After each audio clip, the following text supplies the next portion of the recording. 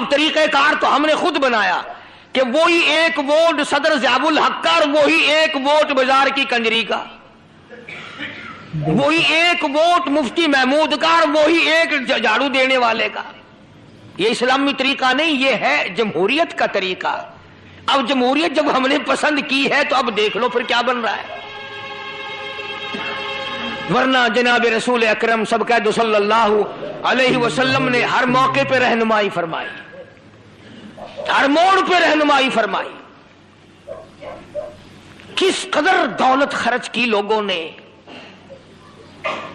2 مہینے خاک اڑا کے رکھ دی، سڑکوں پہ دھول نہ چھوڑی، کروڑوں نہیں اربوں روپے کا تیل روزانہ جلا، اربوں روپے کا تیل روزانہ سڑتا رہا اور سڑ لیا۔ آج اگر ان میں سے کسی کو جا کر آپ یہ کہیں کہ ایک بیوہ ہے، اس کی بچی ہے، جوان ہے، اس کے ہاتھ پیلے کرنے ہیں، اس کی عزت بچانی ہے، اس کی شادی کا پروگرام ہے، ذرا کچھ مدد کر دو، جی اب کے فصل ہی نہیں ہوئی، اب کے تو کاروبار آپ کو بتائیے کہ بالکل مندے ہیں۔ سیدھے سیدھے راستے پہ خرچ کرنے کے لیے 54 ہاتھ نہیں آتی، رحمان کے راستے پہ خرچ کرنے کے لیے ہم لوگ کنگال ہیں، قلاش ہیں، اور شیطان کے راہ پہ ہم سے کتنا ہی خرچ کرا لو۔ یہی غریب ملک ہے ہمارا پاکستان جو امریکہ سے زیادہ خرچ کیا انتخابات پہ۔ غریبوں نے جو معمولی سگریٹ پیتے تھے انہوں نے اعلیٰ درجے کی سگریٹ پی، جن غریبوں کو کبھی کوئی کھوتی پہ چڑھانے کے لیے تیار نہ تھا وہ کاروں میں جھوٹے لیتے پھرے،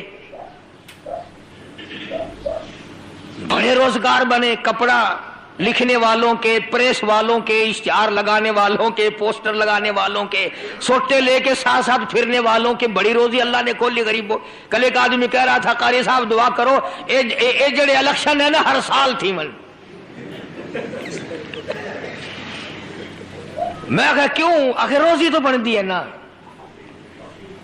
کہنے لگا روزی تو بنتی ہے نا، ان کو کیا پتا کہ کتنے لوگ بچارے کل کے شام غریبہ منائی پڑے ہیں، تھوڑی پریشانی ہوتی ہے۔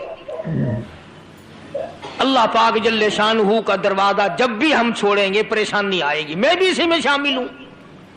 میں اکیلا کہاں جاؤں تم سے دور ہو کر، یا کوئی 2-4 آدمی کہاں جائیں گے؟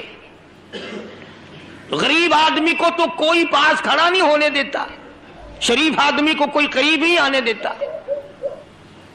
اس لیے جو ہو گیا اس پر اب رضامندی ظاہر کرو۔ اور قرآن کریم نے 2 راستے بتائے ہیں، ایک شکر کا راستہ اور ایک صبر کا راستہ۔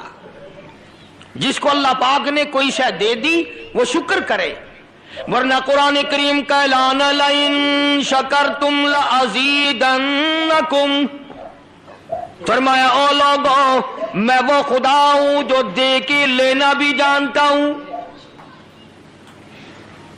بہت ممکن ہے ناچ بھنگڑے نہ کرو، گالیاں نہ دو، کسی کی عزت برباد نہ کرو، کسی پر ظلم نہ کرو، بہت ممکن ہے کامیاب ہونے کے بعد بھی اب یہ اسمبلی کا پہلا اجلاس بھی نہ ہو، موت پہلے آ جائے۔ ماشاءاللہ، سبحان اللہ۔ فرمایا لئن شکرتم لازیدنکم، اگر میرا شکر ادا کرو گے تو میں زیادتی کروں گا، اس میں اضافہ کروں گا، اس میں بڑھاوا کرتا چلا جاؤں گا۔ وَلَئِن کَفَرْتُمْ، اور اگر ناشکری کرو گے، نعمت میں نے دی نام لوگوں کا لوگے، کام میں نے کیا نام لوگوں کا لوگے، کام میں نے بنایا نام دولت کا لوگے۔ فرمایا إِنَّ عَذَابِي لَشَدِيدٌ، پھر یاد رکھو میرا عذاب بڑا سخت ہے، میں پکڑنا بھی جانتا ہوں۔ تمہاری تو یہ چند دنوں کے لیے ممبریاں بنی، چند دنوں کے لیے کامیابی آئی، تمہیں معلوم ہونا چاہیے شہنشاہ ایران 26 پشتوں کا بادشاہ، ساری عمر بادشاہت کی رنگریلیاں منائی، اتنا بڑا عظیم دولت مند بادشاہ، نسلوں سے پشت سے بادشاہ چلی آ رہی ہے۔ مالک کی کائنات کی قسم، ایک وقت ایسا آیا قبر کے لیے جگہ نہ ملی۔ سبحان اللہ۔ میرا خیال ہے کہ جتنے بھی پورے ملک میں کامیاب ہوئے ہیں کوئی اللہ کا بندہ ہوگا جو مسجد میں جا کے سجدے میں پڑ گیا ہوگا کہ مولا تیرا لاکھ لاکھ کرم ہے، میں اس قابل کہاں تھا،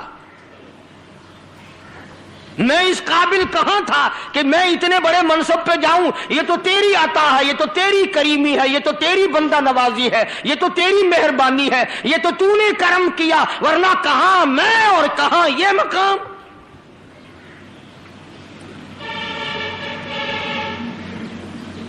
اور ساری وجہ یہ ہے کہ ہمارے دل و دماغ میں اللہ سبحانہ و تعالیٰ کی قدرت کا تصور نہیں، اللہ کی ذات پر ہمارا اعتماد نہیں، وثوق نہیں۔ اسی طرح پروردگار عالم نے دوسرے مقام پہ فرما دیا، لوگوں اچھلو مت، ٹپے مت لگاؤ، چڑھاؤنا کام مت کرو، وَلِلَّهِ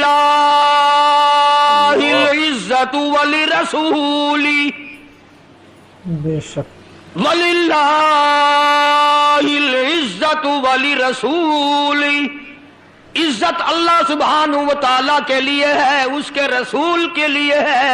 فرمایا اللہ اکبر کبیرہ، او میرے بندے بڑا میں ہوں، الکبر ردائی، بڑائی میری چادر ہے، میری چادر اتار کر کھینچنے کی کوشش نہ کرو، برباد کر دوں گا۔ سبحان اللہ سبحان اللہ، بڑا میں ہوں، مالک میں ہوں، خالق میں ہوں، حاکم اعلیٰ میں ہوں، میری قبض قدرت سے باہر تم کہاں جا سکتے ہو؟ فرمایا وَلِلَّهِ الْعِزَّةُ وَلِرَسُولِهِ وَلِلْمُؤْمِنِينَ، مومنین کے لیے عزت ہے، اللہ کے لیے عزت ہے، اس کے رسول کے لیے عزت ہے، وَلَٰكِنَّ الْمُنَافِقِينَ لَا يَعْلَمُونَ، اللہ پاک نے فرما دیا منافق لوگ میری ذات کو نہیں جانتے، میری دی ہوئی عزت کو نہیں جانتے، جس کو میں عطا کر دوں روکنے ٹوکنے والا کوئی نہیں۔ بے شک سبحان اللہ، اولاد ملے، مال ملے، اللہ تعالیٰ کوئی منصب یا مقام عطا کرے، اللہ پاک جل شانہ کا شکر بجا لاوے، شکر ادا کرے، مولا میں اس قابل کہاں تھا، یہ تو تیری کریمی ہوئی۔ اور قرآن کریم نے اس کی بھی رہنمائی فرمائی جو رہ گیا، باوجود اپنے پاپڑ بیلنے کے، اپنی پوری کوشش کرنے کے، پھر بھی رہ گیا تو فرمایا ان اللہ مع الصابرین، گھبرانا میں صبر والوں کے ساتھ ہوں، صبر کے ساتھ، آرام سکون کے ساتھ نبھ جائے تو کتنی اچھی بات ہے، کتنا ولولہ، کتنا جذبہ پیدا ہوگا ایک دوسرے میں، افتراق کی بات کرنا، جھگڑے کی بات پیدا کرنا، شرارت کی بات پیدا کرنا، قرآن کریم نے اور حدیث پاک میں رسول کریم صلی اللہ علیہ وسلم نے اس کو منع فرمایا۔ خدا جانتا ہے مسلمان کی طرف مارنا تو مارنا، ہتھیار، کلاڑی، تلوار، نیزہ، بھالا، گولی، بندوق یوں اٹھا کر اشارہ کرنا بھی قیامت میں بڑا مہنگا پڑے گا۔ سبحان اللہ سبحان اللہ، قیامت کے دن اللہ سبحانہ و تعالیٰ کی عدالت میں بہت مہنگا پڑے گا۔ اور آج لوگ دوسروں کی عزتوں سے کھیلتے ہیں۔ آؤ میرے ذہن میں بات آئی، میں عرض کر دوں، جناب مدنی کریم صلی اللہ تعالی علیہ وسلم بیت اللہ میں کھڑے ہیں، حرم محترم میں کھڑے ہیں، بیت اللہ شریف میں کھڑے ہیں، پروردگار عالم کے محبوب حضرت رسول کریم صلی اللہ تعالی علیہ وسلم، توجہ کے ساتھ سنو اور پلے باندھ کے لے جاؤ، خانہ کعبہ بیت اللہ کی طرف اللہ کے نبی نے اشارہ کر کے فرمایا، او کعبہ، او بیت اللہ، میں جانتا ہوں تو خدا کا گھر ہے، میں جانتا ہوں کہ تو اللہ کا گھر ہے، مجھے معلوم ہے کہ تو میرے رب کا گھر ہے، مگر اے کعبہ تجھے کوئی 100 مرتبہ توڑے اور 100 مرتبہ بنائے، مجھے اتنا دکھ نہیں ہوتا جتنا کہ ایک آدمی کی عزت اتارنے سے مجھے دکھ ہوتا ہے۔ بے شک سبحان اللہ، اس نبی کا فرمان ہے جس کا امتی بنا پھرتا ہے، اس نبی کا ارشاد ہے جس کا کلمہ پڑھتا ہے، اس نبی کا ارشاد ہے جس کی شفاعت کے بغیر تیری گزر نہیں ہوگی۔ اس نبی کا فرمان ہے جس ذات کی سفارش کے بغیر تیرا قیامت میں کام نہیں چلے گا، عدالت خداوندی میں تیرا کام نہیں چلے گا۔ فرمایا آدمی کی آبرو ریزی کرنا، بے عزتی کرنا اتنا گناہ عظیم ہے کہ میں خدا کا نبی اسے معاف کرنے کو تیار نہیں۔ سبحان اللہ، سبحان اللہ۔ افطرا کی چیزیں اسی لیے قرآن و سنت نے منع فرمائی، اور صحابہ کرام کے آثار جو ہیں، ان کے اقوال و اعمال جو ہیں وہ اس کے خلاف ہیں، بالکل ہمارے طرز زندگی کے خلاف ہے، جو آج ہم نے اپنے آپ کو بڑا تعلیم یافتہ بھی اور سمجھدار بھی اپنے آپ کو سمجھا ہوا ہے۔ ایک تو مصیبت یہ ہوگی کہ ہر آدمی لیڈر ہے، ہر آدمی اپنے آپ کو لیڈر سمجھتا۔ بتاؤ اتنے لیڈروں کو جگہ کہاں سے لائیں؟ حضرات صحابہ کرام میں تقوی چلتا تھا، پرہیزگاری چلتی تھی۔ جناب رسول کریم صلی اللہ علیہ وسلم تشریف فرما ہے، ایک آدمی سامنے سے گزرا، صحابہ نے بھی اس کو دیکھا اور آقا مدنی صلی اللہ علیہ وسلم نے بھی اس کو دیکھا۔ تو آپ نے صحابہ کرام سے پوچھا، فرمایا بتاؤ یہ آدمی کیسا ہے، بتاؤ یہ آدمی کیسا ہے؟ تو صحابہ کہنے لگے یا رسول اللہ غریب آدمی ہے، فقیر آدمی ہے، نمازی ہے، اللہ والا ہے، مگر ایسا ہے کہ اگر کہیں شادی کا پیغام دے تو شادی کوئی نہ کرے، کسی کی سفارش اگر کہیں کرے تو وہ نہ مانی جائے، بس غریب آدمی ہے۔ کچھ دیر کے بعد ایک اور آدمی گزرا، اس کو بھی رسول کریم صلی اللہ علیہ وسلم نے اور صحابہ کرام نے دیکھا، تو حضور نے فرمایا یہ آدمی کیسا ہے؟ صحابہ کہنے لگے بڑا امیر آدمی ہے، اگر کہیں نکاح کا پیغام دے تو فٹافٹ شادی ہو جائے، کسی کی سفارش کرے تو وہ فٹافٹ منظور ہو جائے۔ تو اللہ کے نبی نے ٹھنڈا سانس لیا اور فرمایا کہ اس دوسرے جیسوں سے اگر پوری دنیا بھر جائے تو خدا کو کوئی پرواہ نہیں، اور اگر پہلے جیسا فقیر آدمی اللہ کے حضور میں جھولی پھیلا کر یوں کہہ دے اے اللہ، تو حضور نے فرمایا کہ کائنات کا وجود ایسے لوگوں سے قائم ہے۔ سبحان اللہ، ماشاء اللہ، الحمدللہ، اللہ۔ اب مزاج تو ہم سب کا بگڑا ہوا ہے نا، شادیوں کے لیے دولت مند آدمی ڈھونڈتے ہیں، کاروبار کرنے کے لیے امیر آدمی دولت مند آدمی تلاش کرتے ہیں، یاری دوستی کے لیے ہم دولت مند امیر آدمی تلاش کرتے ہیں۔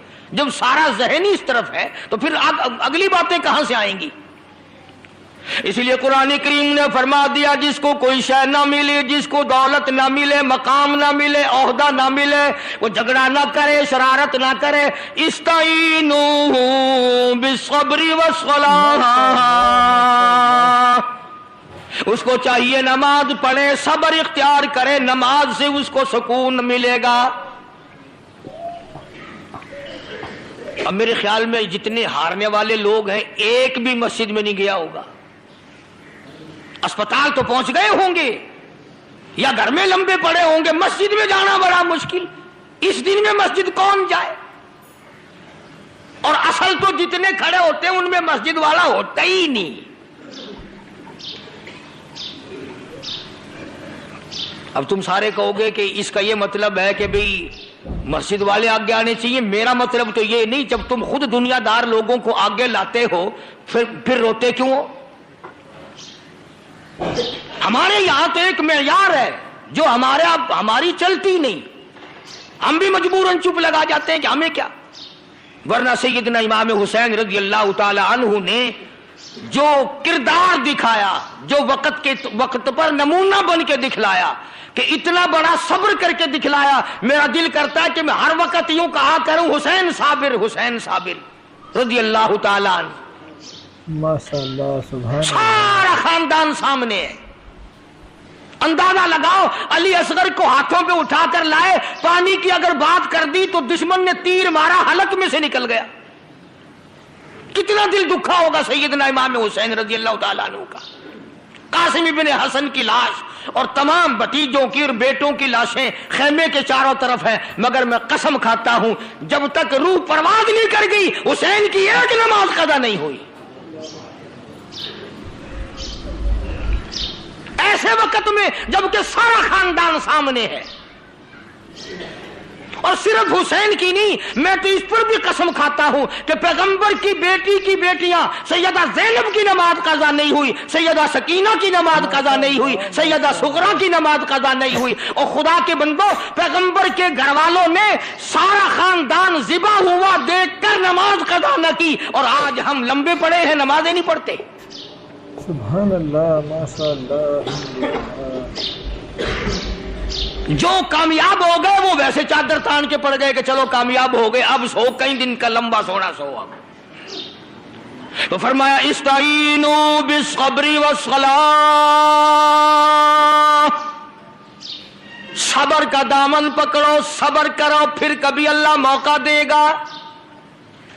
نماز ادا کرو، صبر کرو، ان اللہ مع الصابرین۔ اللہ پاک فرماتے ہیں میں صبر کرنے والوں کا ساتھی، میں صبر والوں کے ساتھ ہوں، اللہ پاک نے جو فیصلہ کر دیا اس پہ راضی ہونے والا ہوں۔ سیدنا حسین رضی اللہ تعالی عنہ نے اس وقت میں خدا کا قرآن نہ چھوڑا۔ علماء اکرام نے لکھا ہے کہ سارا خاندان شہید ہو چکا تھا، اکیلے حسین تنہا موجود رہ گئے، اس وقت بھی زبان خدا کے قرآن کے تلاوت میں لگی ہوئی تھی۔ اور ہم اب بھی ناز کرتے ہیں الحمدللہ، دعا ہے اللہ کرے قرآن کی تلاوت کرتے کرتے موت آ جائے۔ تمہارا کام تو ایک دن قرآن کریم ختم کرا کے چل جاتا ہے، تم نیک لوگ ہو، ایک دن قرآن پڑھوائے تمہارا کام تو اسی میں چل جاتا ہے، مگر ہمارا نہیں چلتا نظر آتا۔ اس لیے کوشش کرتے ہیں کہ جب دم واپسی ہو، ادھر دم نکلے ادھر زبان میری ہو، کلام تیرا ہو، روح میری ہو، حکم تیرا ہو، قبر بلاوا تیرا ہو اور آنا ذمے میرے لگا ہو۔ میں جب تیرے دربار میں پیش ہوں، زبان ہو تیرا قرآن ہو، میری زبان ہو تیرے محبوب پہ درود پاک ہو، میری زبان ہو کلمہ تیرا ہو، اس حالت میں آنا ہو تو مزہ آ جائے۔ ماشاء اللہ، سبحان اللہ۔ حضرات صحابہ کرام رضوان اللہ تعالی علیہم اجمعین کی پوری جماعت نے اسی بات کو نہ چھوڑا، قرآن پہ راضی تھے صحابہ، حضور کے فرمان پہ راضی تھے صحابہ۔ خدا کی قسم اتنی قدر کی ہے صحابہ نے حضور صلی اللہ علیہ وسلم کی کہ زمین کے اوپر آسمان کے نیچے کوئی دوسری قوم کر کے دکھا نہیں سکتی، کوئی دوسری قوم کر کے نہیں دکھلا سکتی، چاہے کتنی نیک کیوں نہ بنے پھرتے ہوں۔ آپ صلی اللہ علیہ وسلم کو تکلیف ہوئی اس زمانے میں بھی، اب تک پرانے زمانے میں بھی سینگیاں لگوانے کا دستور تھا، تو آپ صلی اللہ علیہ وسلم نے سینگیاں لگوائیں اور ایک برتن میں خون جمع فرمایا، ایک برتن میں لہو جمع فرما لیا، اکٹھا کر لیا جو سینگیوں میں نکلا۔ عبداللہ بن زبیر رضی اللہ تعالی عنہ، سیدہ اسماء بنت ابو بکر رضی اللہ تعالی عنہ کا صاحبزادہ، حضور کا سگا بانجا، حضور کی سالی کا لخت جگر، اسماء بنت ابو بکر کا نور نظر، عبداللہ بن زبیر حضور کی خدمت میں موجود ہے۔ آپ نے فرمایا عبداللہ جی یا رسول اللہ یہ خون لے جا، ایسی جگہ پھینک کے آنا، ایسی جگہ ڈال کے آنا جہاں کسی کا پیر نہ پڑے۔ سبحان اللہ، سبحان اللہ۔ بے ادبی سے بچانا۔ میں امام الانبیاء محبوب کبریا حضرت محمد مصطفیٰ صلی اللہ تعالی علیہ وسلم کا لہو ہے، میں نبی کا خون ہے، اس کا ادب کرنا، کئی ایسی جگہ مت ڈالنا جہاں کسی کا پیر آ جائے۔ عبداللہ بن زبیر رضی اللہ تعالیٰ عنہ وہ برتن لے کر روانہ ہو گئے، دیوار کے پیچھے گئے، دیوار کے پیچھے جا کر منہ لگا کر وہ خون پی لیا، واپس آ گئے۔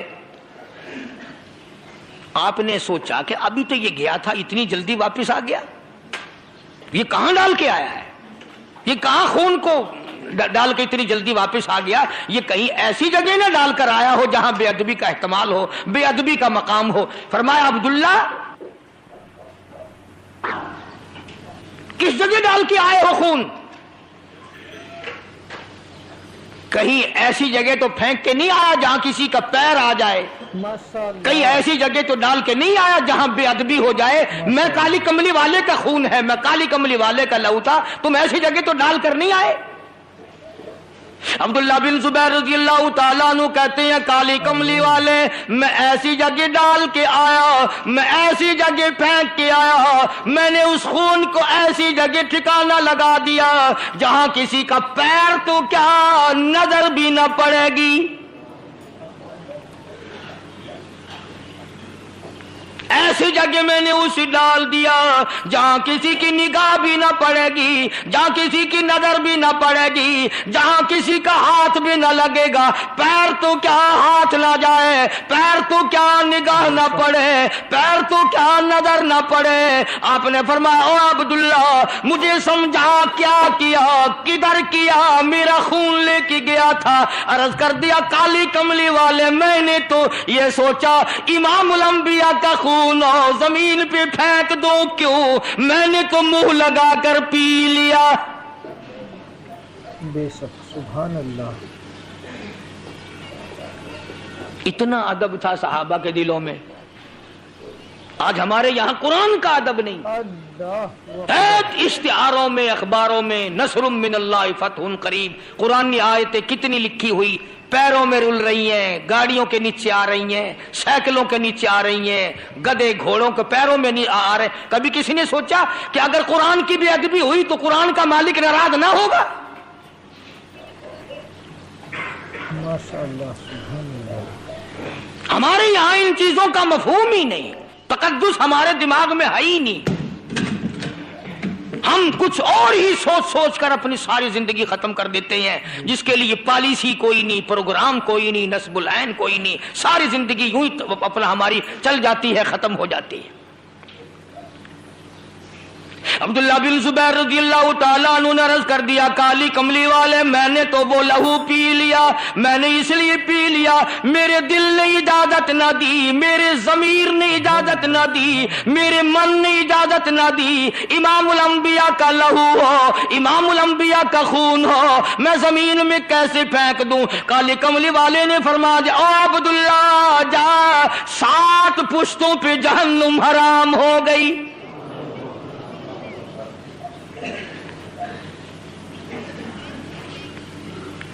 इन लोगों के यहां तो कामयाबी इसे कहा जाता था।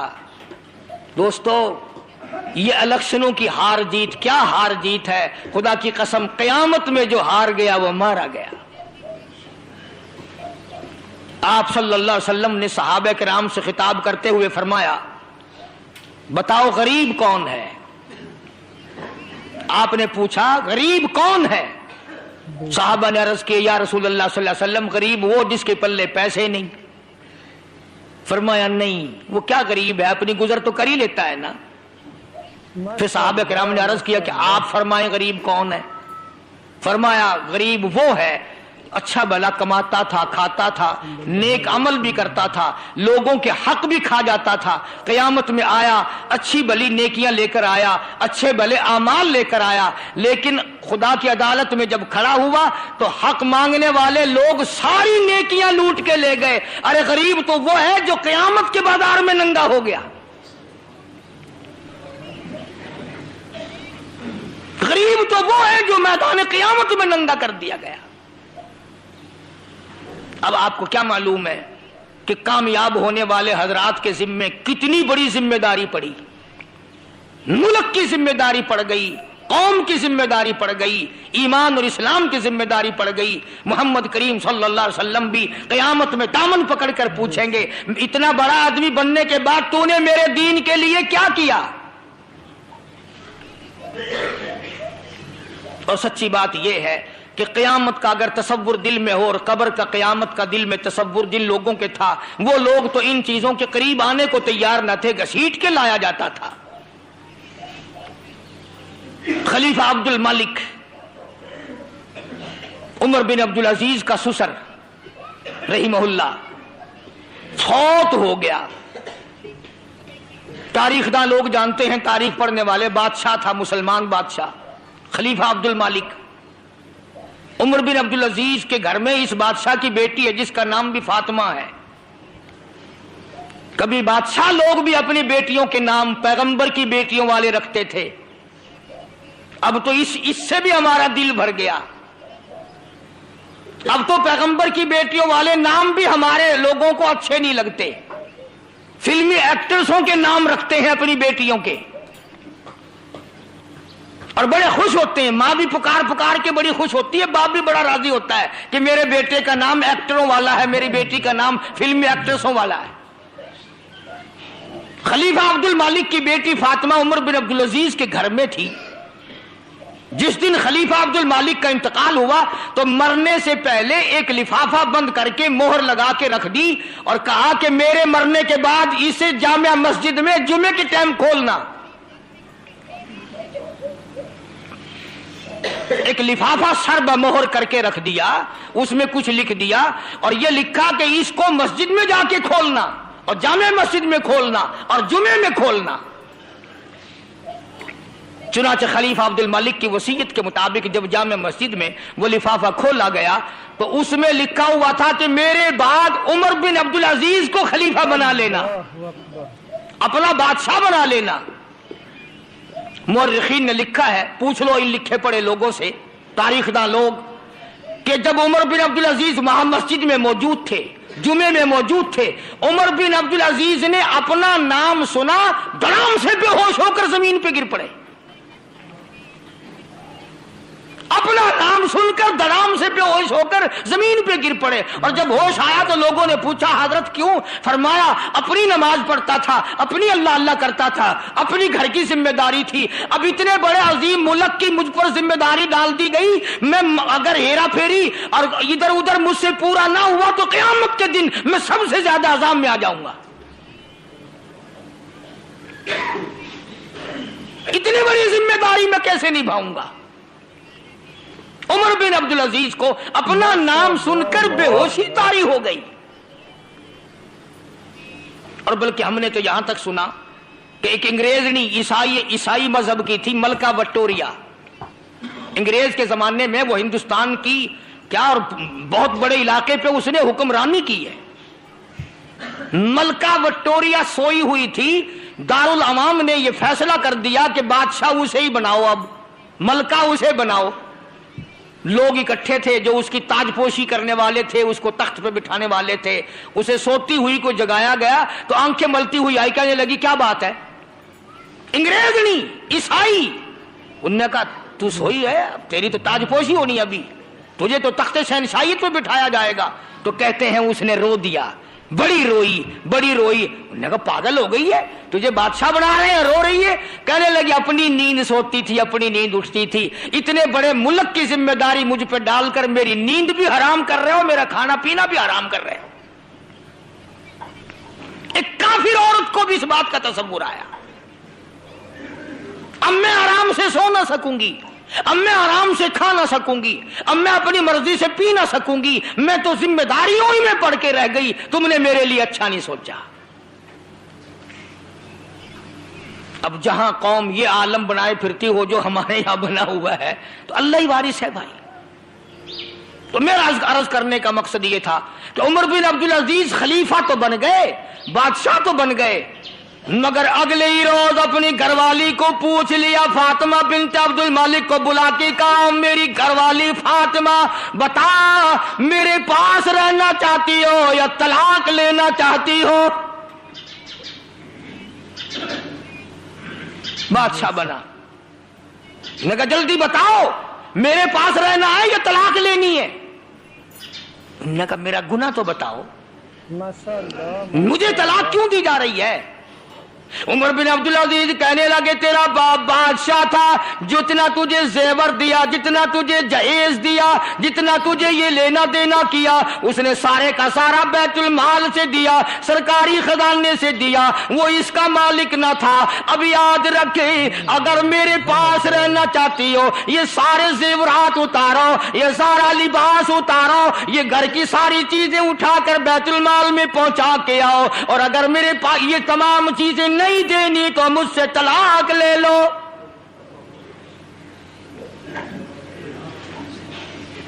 اگر یہ چیزیں واپس نہیں کرنی, مستقل کیسٹ ہے میری, तकरीबन बेरी वाली मस्जिद की उमर बिन अब्दुल अजीज के उन्वान पर आपने सुन के नहीं देखी। इतना अल्लाह वाला आदमी, बादशाह होकर इतना अल्लाह वाला आदमी था। उम्र सानी मुर्रिखीन ने लिखा है कि दूसरा उमर आया था ये दुनिया में।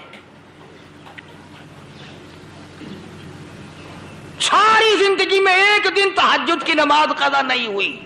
बेशक, सुभान अल्लाह। और किसी दुश्मन ने अपने एक गुलाम को पैसे देकर उमर बिन अब्दुल अजीज को जहर दिलवा दिया, और आपको पता भी लग गया कि इस आदमी ने जहर दिया।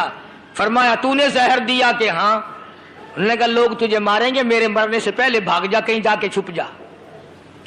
अंदाजा लगाओ, पता भी चल गया कि जहर इसने दिया है। फरमाया तुझे लोग मारेंगे, चला जा यहां से।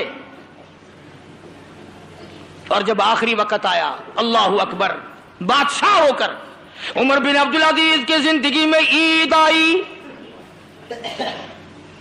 वो फातिमा भी फातिमा ही थी ना, शहजादी भी शहजादी थी, वरना कहती जा जवानी गुजर गई, अच्छे खासे बच्चे हैं, तू मौलवी बना बैठा रहा, तू वली बना बैठा रहा, मैं अपना जेवर, अपना लिबास, अपने घर का धंधा उठाकर बैतुल माल में क्यों फेंक दूं? मैं तो सारा कुछ रखूंगी, अगर आप नहीं रखते तो ना रखो, मेरे पास बच्चे कोई थोड़े हैं। अल्लाह अल्लाह, औरतें भी कितनी अच्छी थी उस जमाने की। फातिमा बिन्त अब्दुल मलिक कहने लगे उमर बिन अब्दुल अजीज, मैं तेरी जात के मुकाबले में सोने को, चांदी को, दौलत को, हीरे जवाहिरात को, लिबास को कख भी नहीं समझती। तुम कल की बात करते हो, मैं ये सारे का सारा अड़ंगा उठाकर अभी बैतुल माल में फेंक आती हूँ। तुम तो दुनिया में मुझे अलग करना चाहते हो, मैं तो चाहती हूँ क़यामत में भी तेरी साथ रहूं।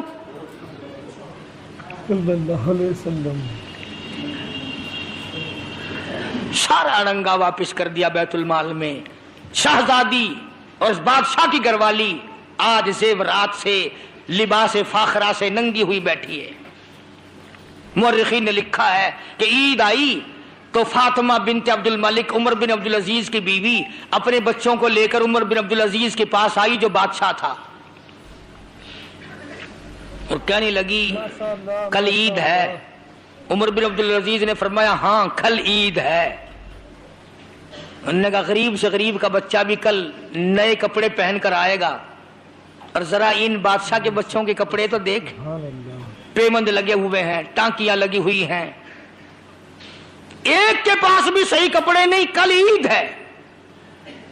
उमर बिन अब्दुल अजीज ने फरमाया अल्लाह की बंदी, मुझे जो सरकारी तौर पर एक आम आदमी जितना रोजीना मिलता है, यानी जो तनख्वाह मिलती है, मैं वो तुझे दे देता हूं, मैं कहां से लाऊं, मेरे पास क्या रखा है?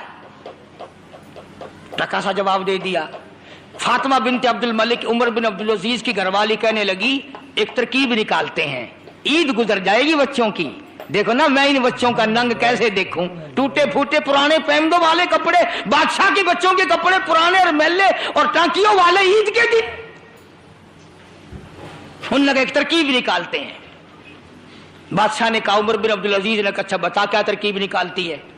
कहने लगी कुछ पैसे दे दो बैतुल माल से, आप थोड़े थोड़े हर महीने कटा दिया करेंगे, जिसे आजकल एडवांस नहीं कहा जाता, कारखानों में, बाजारों में, दफ्तरों में मालिकों से लोग ले लेते हैं महीने से पहले, कि हम कुछ पहले पैसे ले लेते हैं, थोड़े थोड़े करके कटा देंगे, हमारे बच्चों की ईद हो जाएगी।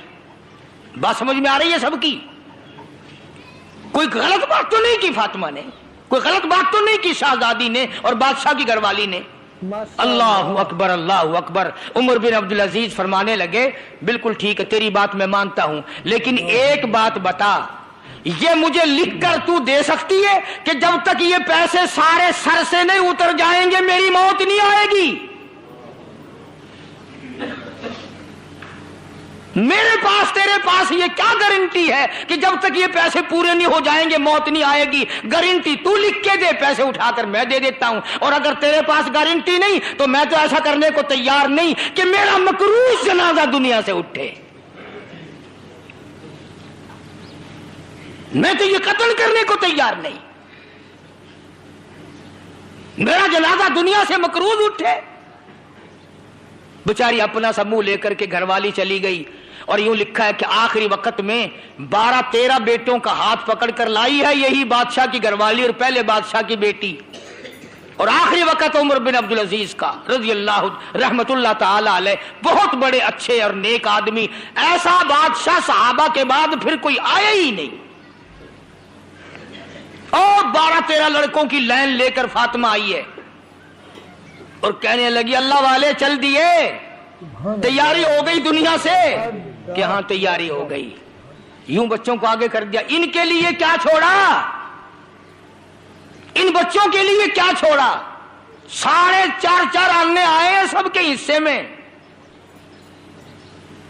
اللہ اکبر۔ عمر بن عبدالعزیز نے فرمایا مجھے اٹھا کے بٹھاؤ، اور عمر بن عبدالعزیز کو جب بٹھایا گیا تو کہنے لگے اپنی گھر والی سے فاطمہ یہ بتا میں نے ان سب کو قرآن پڑھا دیا کہ ہاں پڑھا دیا، میں نے ان سب کو نماز میں لگا دیا کہ ہاں سب کو نماز میں لگا دیا، میں نے ان کو حرام و حلال سمجھا دیا کہ ہاں سمجھا دیا۔ کہنے لگا کہ اس سے بڑی دولت کوئی نہیں، اگر یہ اس پہ قائم رہے میں قسم کھاتا ہوں بھوکے نہیں رہیں گے، اور اگر یہ اس پہ قائم نہ رہے نہ میں پرواہ کرتا ہوں نہ تو پرواہ کریو، جہاں دھکے کھائے مرنے دینا کوئی پرواہ نہیں،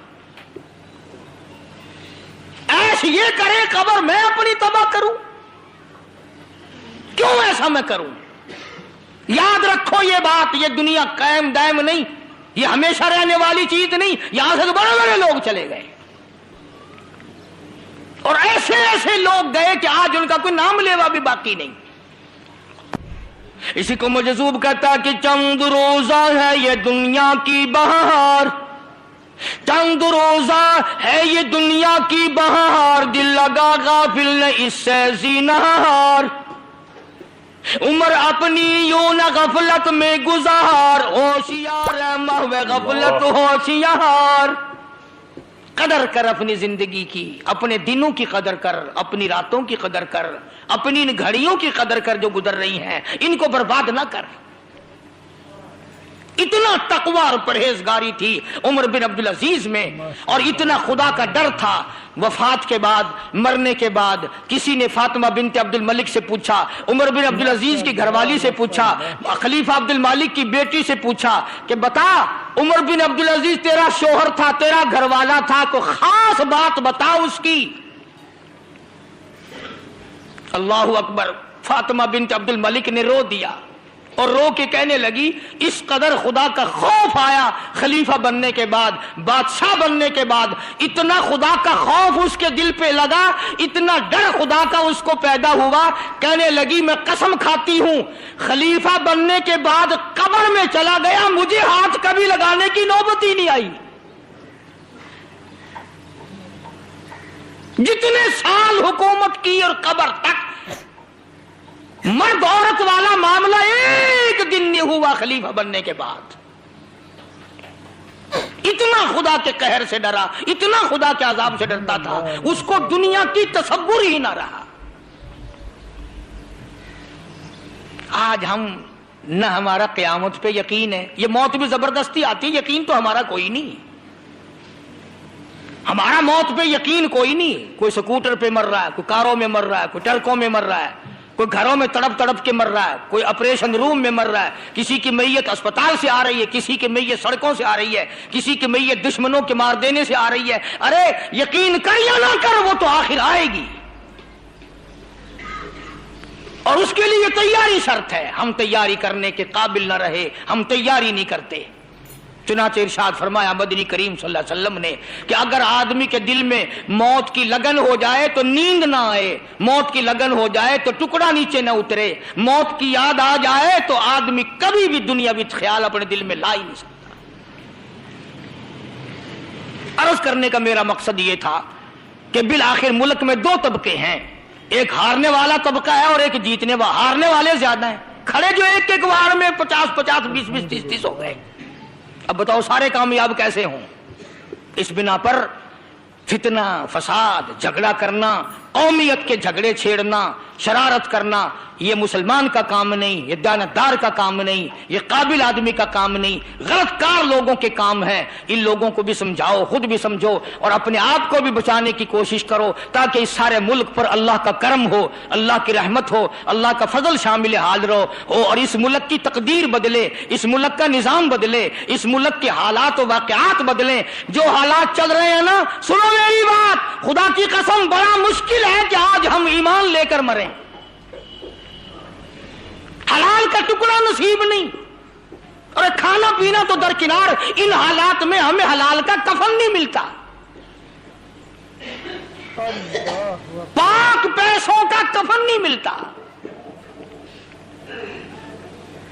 बादशाह सुल्तान आलमगीर रहमतुल्लाह अलैह को सारा जहान जानता है, बादशाह था इस पूरे बर्रे सगीर का, मगर जहां उसने शहनशाहियत की मजदूरी कर करके कपड़ा खरीदा, बादशाह होकर, और कपड़ा खरीद के खुद अपने हाथ से टोपियां सी और दिल्ली के चांदनी चौक में बैठकर उनको खड़े होकर बेचा, और 6 रुपए 12 अन्ने की रकम बनाकर थैली में जमा करी, ऊपर मोहर लगाई और लिखा आलमगीर का कफन, वो आखिरी लिबास जो वो पहनकर खुदा की अदालत में जाएगा, इन पैसों से खरीदा जाए। बादशाह ने, तुम में कितने हाजी बैठे होंगे, कभी दिमाग में आया मुझे कफन कैसा मिलेगा, औलाद जैसा डाल देगी, सुभान अल्लाह। कौन सोचता है इन चीजों को, और यही बर्बादी का दरिया बन जाती हैं। अल्लाह के बंदों को सोच पैदा करो, जुबानों को सही रखो, आमाल को सही करो, दिलो दिमाग को सही करो, ताकि बात जो है वो सही ठिकाने लगे। अल्लाह पाक मुझे और आपको अमल की तौफीक अता फरमाए। इंशाअल्लाह आइंदा जुम्मे को आप लोग लेट आते हैं, जनाब सिद्दीक अकबर रज़ियल्लाहु ताला अन्हु के मौजू पर शुरू किया जाएगा, ताकि पैगंबर के जानशीन खलीफतुल मुस्लिमीन जनाब सिद्दीक अकबर रज़ियल्लाहु ताला अन्हु के हालात जिंदगी तमाम के तमाम कानों में पड़ जाएं। बहुत मुमकिन है कि निजात का जरिया बन जाए। अल्लाह अमल की तौफीक अता फरमाए। व आखिर दावाना अल्हम्दुलिल्लाहि रब्बिल आलमीन। अल्लाहुम्मा सल्लि व सल्लिम व बारिक अला सय्यदिना व मौलाना मुहम्मदिन नबिय्यिल उम्मीयिल हाशिमी व अला आलिहि व अस्हाबिहि बर्रतिल किराम। या अल्लाह हम सब पे करम फरमा। माशाअल्लाह, सुभान अल्लाह, सुभान अल्लाह। दोस्तों, कैसा लगा आपको हमारा ये बयान? अगर बयान पसंद आया हो तो उसे लाइक करें, हमारे चैनल को सब्सक्राइब करें और दूसरों तक से शेयर जरूर करें।